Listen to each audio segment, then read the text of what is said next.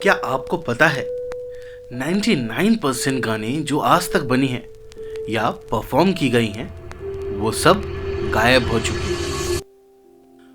बचपन में माँ जब मुझे सुलाने के लिए लोरी गाती थी, उससे सेफ एंड काम शायद ही मैंने कभी और फील किया होगा।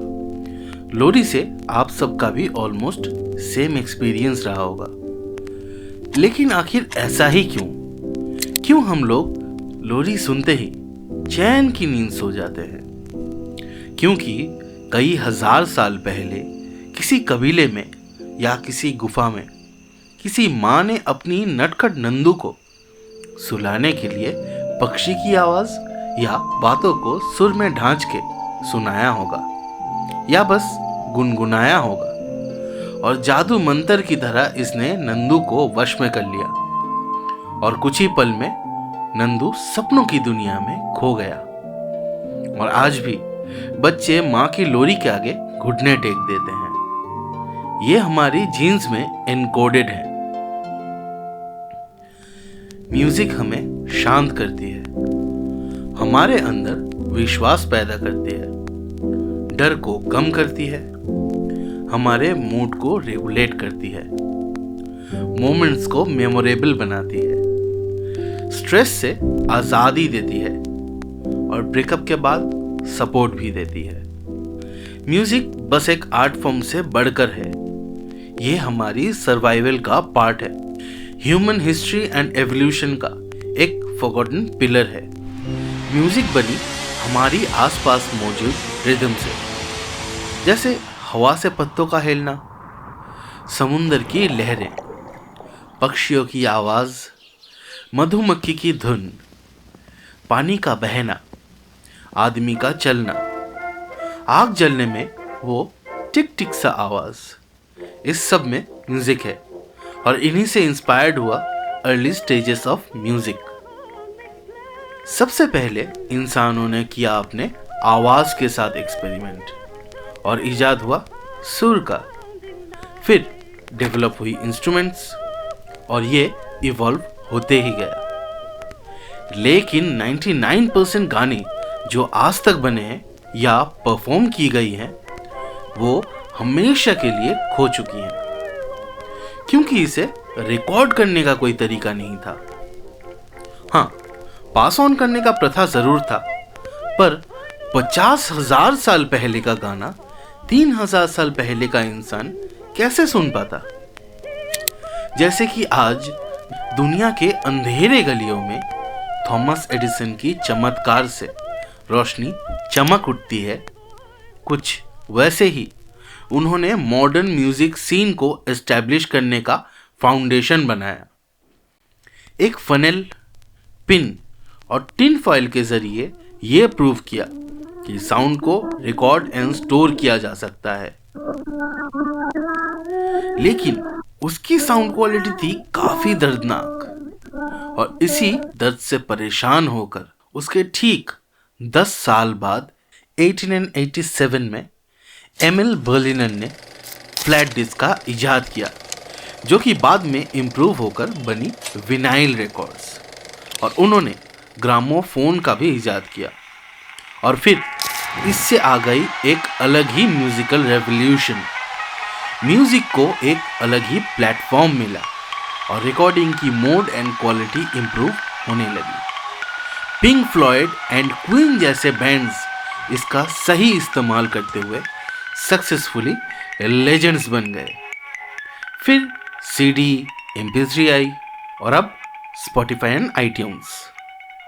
लेकिन जस्ट लाइक 3.5 की जगह कोई और नहीं ले सकता, वैसे ही कुछ चुनिंदे म्यूजिक के शौकीन लोगों के पास विनाइल रिकॉर्ड की जगह कोई और नहीं ले सकता।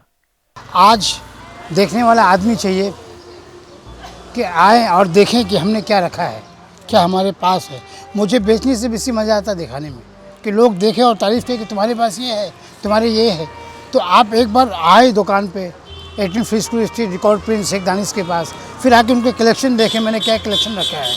जैज़, रॉक, पॉप, ब्लूज़, यहाँ तक कि बंगाली का सभी, रविंद्र संगीत से लेकर के मॉडर्न सॉन्ग सभी, मेरे पास काफ़ी कलेक्शन है। एक बार टाइम निकालें और देखें, फिर इसका मज़ा लें कि ये क्या है। लेकिन ये सब मैं आपको क्यों बता रहा हूँ, और कोली टाइम्स से भी इसका क्या नाता है?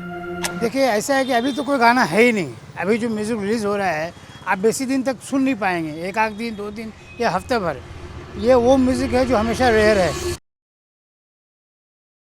मेरा नाम प्रेम कुमार गुप्ता। मेरी स्टोरी ये है कि 64 से मैं म्यूज़िक लाइन में हूँ। 1982 में मैंने ये शॉप स्टार्ट की है जो आपके सामने जहाँ आप अभी खड़े हैं, क्योंकि अभी जो यंग जनरेशन है वही बड़ी होगी आगे जाके। यंग जनरेशन ने विनाइल रिकॉर्ड सुना ही नहीं है। इसमें एक जो साउंड क्वालिटी है ना, अगर आप म्यूज़िक सुनते हैं, म्यूज़िक पसंद करते हैं, तो इसमें एक अलग खिंचाव है अपनी तरफ। जब आप इसको आप प्ले करेंगे तो वो मज़ा ना मोबाइल पे आएगा ना किसी साउंड बार में आएगा। जो मज़ा इसमें ये घूमता है और बजता है, उसके बाद जो हम लोग उसको फीलिंग करते हैं ना, तो उसकी बात ही अलग है। आज आपको आर्टिफिशियल इंटेलिजेंस आ रहा है, अब इसके आने के बाद में म्यूज़िक का क्या फेट होगा नोबडी नोज़। पर इसमें जो मिल रहा है, जो साउंड क्वालिटी है, बहुत डिफरेंस है। जिसके पास इसका पीरियड है, जो ये सुनना चाहते हैं, वो समझते हैं कि इसका म्यूज़िक का जो है वो क्या रेंज में आता है कान में। तो सुनने के लेवल में क्या है कि आज का जो म्यूज़िक है इसके अंदर में नॉइज़ पार्ट बहुत कम है। और अभी जो आ रहा है वो डिजिटल है, ये एनालॉग है। इसकी मज़ा बिल्कुल अलग है।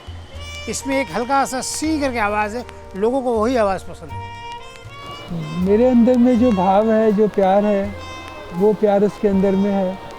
अगर लोगों में भी वही प्यार है, वही भाव है, तो उनको भी सुनना चाहिए। ये मेरी पापा की दुकान है, तो ये उन्हीं का सब बनाया हुआ है, ये रिकॉर्ड्स वगैरह। मैं उनके साथ आना जाना करता था बचपन में, तो आते आते मुझे शौक़ पैदा हुआ म्यूज़िक सुनने का, ये करने का। एक शौक़ की वजह से मैं यहाँ पे हूँ और ये दुकान पे हूँ। मैं इसको छोड़ के भी छोड़ नहीं पा रहा। हो सकता है कल को छोड़ना पड़ जाए, क्योंकि to make both ends meet is getting difficult day by day. ऐसा नहीं है कि मैं जैसे क्या बोलते हैं वो ठंडे में बर्फ़ बेचने वाला हिसाब है ना, तो मैं वही लेके बैठा हूँ, मगर लोग इज़्ज़त देते हैं इस म्यूज़िक लाइन को। अगर समझे हैं तो बंगाली बाबू लोग समझे हैं इसको काफ़ी पसंद करते हैं, और कस्टमर भी वही लोग हैं। विनाइल जो सीरियस जो श्रोता है उसको विनाइल रिकॉर्ड पसंद आएंगे, जो सीरियस लिसनर है, क्योंकि नए विनाइल रिकॉर्ड्स की quality is at good as CD quality, उसमें कोई ख़ास फ़र्क नहीं है।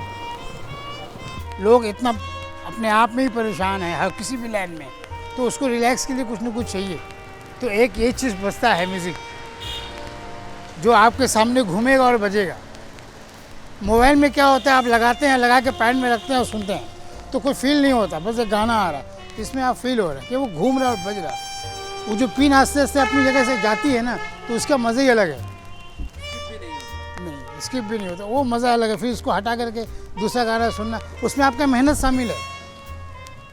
जिस चीज़ में मेहनत शामिल है उसका मज़ा अलग है, और जो आराम से मिल जाता है उसका कोई मज़ा नहीं होता।